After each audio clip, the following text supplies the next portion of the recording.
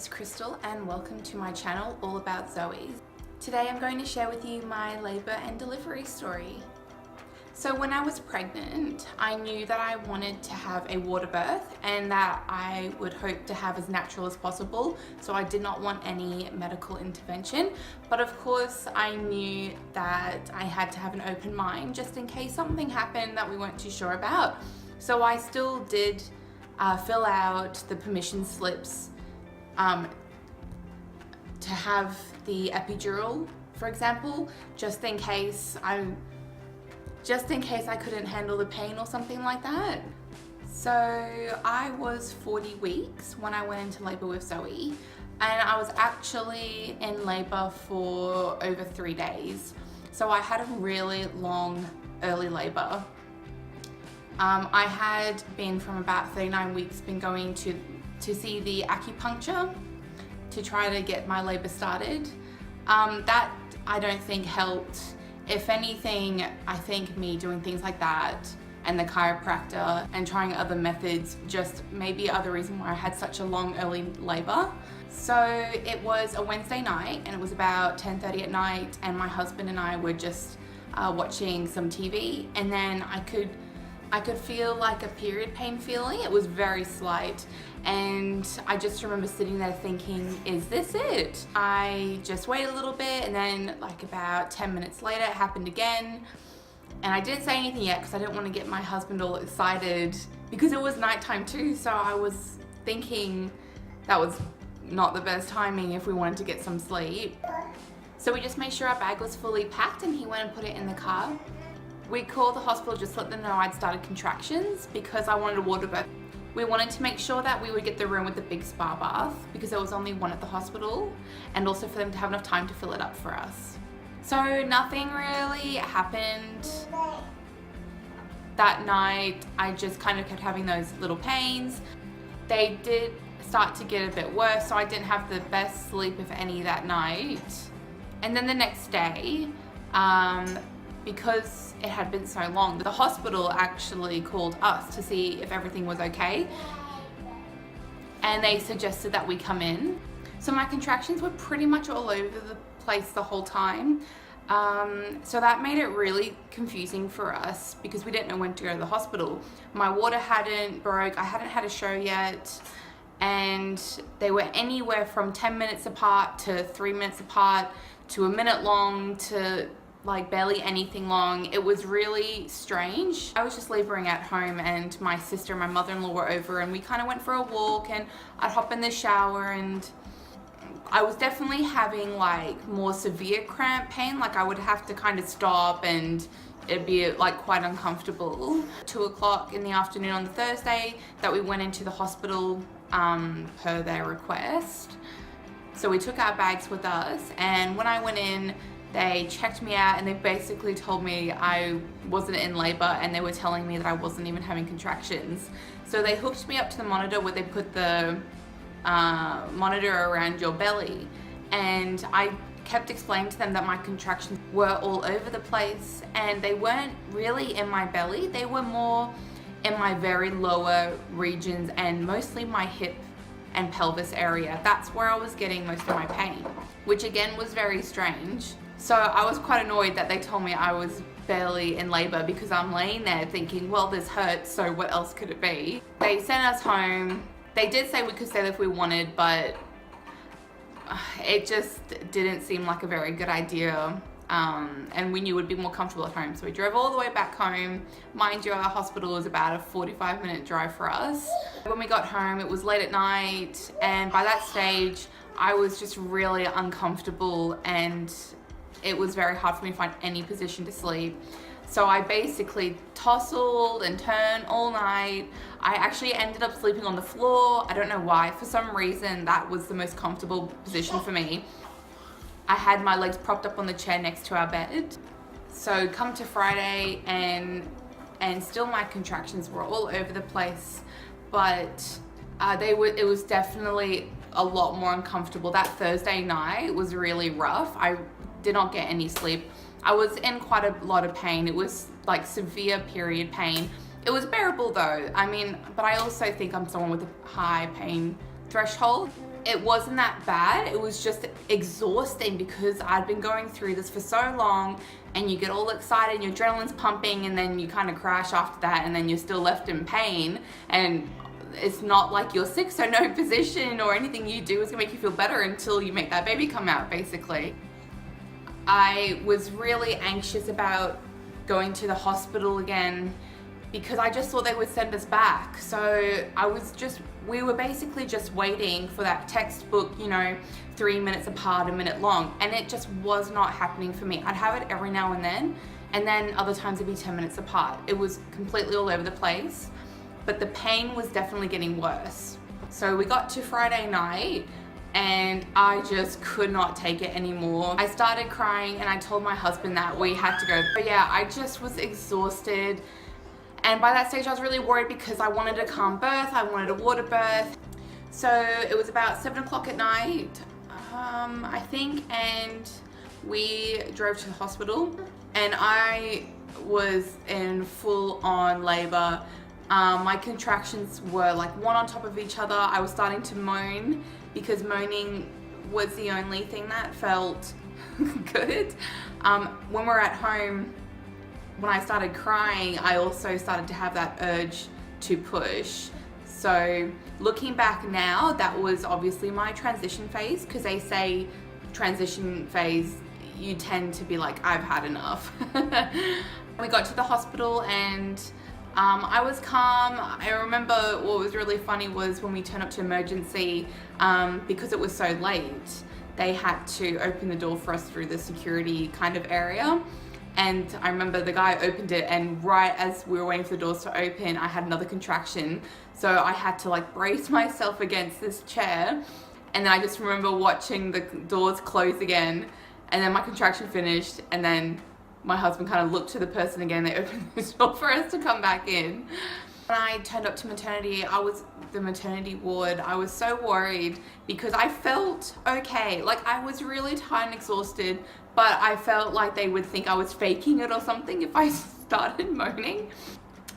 The first thing she said to me when I turned up was, "What pain medication do you want?" And luckily my husband was there advocating for me, because I really could not even talk by this stage. I just could not concentrate on saying anything. And so he said that we didn't want anything. And of course, for any women out there that have been in labor in that moment, I was like, oh really? We don't want any pain medication? Okay. But no, I'm really glad that he said that. So I laid down, they put the monitor on my belly again. Again, I was explaining to them that I wasn't feeling anything in my belly. It was all in my hips. It pretty much felt like my pelvis bones were literally ripping apart. That's what it felt like for me. So I didn't have that kind of wave sensation. I just kind of had that built up pressure, sort of pain feeling in my pelvis and hip area, and then it would kind of die off. So that was my version of a contraction.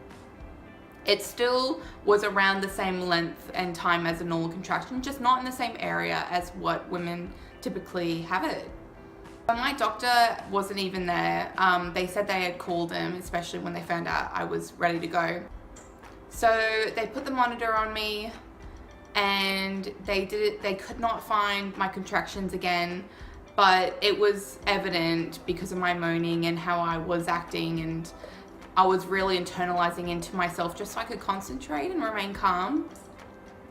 And then she did an internal examination just to see. And I remember she said, okay, either I can't find your cervix or you're fully dilated. And luckily they had been filling up the pool. And then as soon as she said that, I was like, awesome, let's do this. Get me off this bed and into the pool, thank you. But for some reason, she just kept me there for ages. And there was a student midwife there as well, and they both kept leaving the room. It felt like I was laying on that bed for so long, but and I just kept saying to my husband, like, you need to get me off this bed. It was so uncomfortable. I just wanted to get into that bath and get going. Like, I was really having that urge to like push. Like, I just knew my body was ready and that Zoe was ready to come out. So eventually I just very sternly said to my husband, like, I'm gonna rip these things off, these monitors off, if you don't get the midwives. And then he just looked at me and said, yeah, she needs to get off the bed. And so I was off the bed, into the water, and it felt so nice. It was like the perfect temperature. We had our like baby Mozart music playing, which I had been listening to throughout my pregnancy and in the car ride as well. Just for some reason, I just wanted that bit of background noise, because the silence can get a little bit eerie sometimes, you know. So that was really nice. So in the water for a bit, and then my contractions were really picking up, and I was moaning like my husband, I like to call it beast mode. It's a sound that I never knew I could make. It was very low, very deep, very primal. And I could not control it because of that feeling of the contractions in your stomach. It's like when you're winded and you're like getting like, it was like a punch in the stomach, like pushing all the air out, and I couldn't even breathe. And because we had done the calm birth course, I just managed to get the energy to say to my husband, can you please count my breaths? And so I liked, because I listened to one of the meditation ones where they say in 2, 3, 4, out 2, 3, 4. That was really relaxing for me. And in that moment, I just could not concentrate on breathing or making sure that I was breathing enough or slow enough. So listening to him and following him really helped me at that stage. I remember just being really internalized, like I just knew what I had to do. I wasn't worried. I knew she was fine. I knew I would be fine. And it was a really good space, and my headspace was really good with it as well. I really do believe the calm birth helped. And also just keeping in mind that, you know, us women are badass and we're made to do this. Once I was in the water, it was only about an hour, and then I started pushing. And so I kind of had my hands up on the railing, and I was kind of floating on my back. And I just remember like letting my body do my thing. I wasn't really like pushing, but I had that urge, so I kind of just like went with what my body felt like doing. And I remember thinking like, I need to widen my legs, but it's such a weird thing. You're like naked in front of these people and you're like opening up your legs. But the second I did that little bit extra, I could feel her start to crown. And I remember thinking in my head, oh boy, here comes the ring of fire. It wasn't as bad as I thought it would be. I think that's just because I really took my time and listened to my body. And I remember the midwife was kind of annoying me at the stage because she kept trying to talk to me, and she kept saying, oh my God, Crystal, look. And I was just thinking, I don't need to look, I need to concentrate. I had my eyes closed the whole time, and I just wanted to concentrate on what I was doing. So once her head was out, I felt relief. And then before I knew it, in the next push, her shoulders came out. I remember looking down, and I could see her floating like underneath the water kind of thing. And I picked her up under her arms. I remember bringing her slowly towards me and just saying, oh my God, oh my God, oh my God. And I put her on my chest, and it was just the best moment ever. It was amazing. And so I birthed my daughter, and the doctor wasn't even there. He walked in a minute later. The pain just instantly leaves you, and you just have the best rush of like love and endorphins and all those good hormones flowing through you. So we did skin to skin for a while, which was really nice. And then I had to move to the bed to birth the placenta, and I only had like a barely like 1 degree, like nothing tear that my doctor decided to stitch up. And so my husband got to cut the cord. I let my husband hold her for a bit, and it was just the best. It was so lovely. I remember feeling so like giddy and high on all those good hormones. And mind you, I hadn't really had sleep for the 3 days. And I remember that first night in hospital, I couldn't sleep. I just wanted to keep staring at her beautiful face. And you know, it's hard to remember. I feel like I didn't have as painful a labor or birth as others do. And my doctor did say to me that everyone has different pain thresholds, and everyone's labor is different. So what may hurt for someone may not be the same feeling that someone else could have. So, but I do want to share my story of not having the most traumatic experience, because really for some of us it just works out, and I feel very fortunate that it has.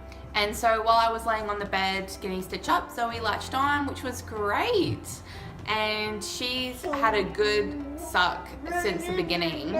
She was a guzzler.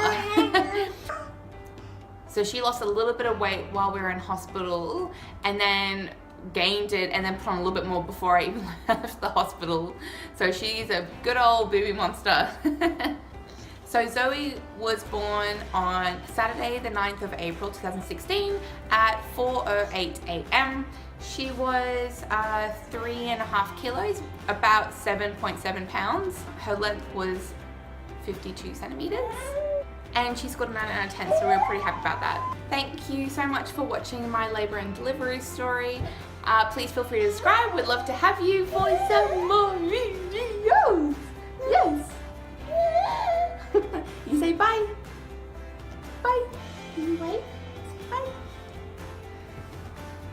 Good girl. You say bye.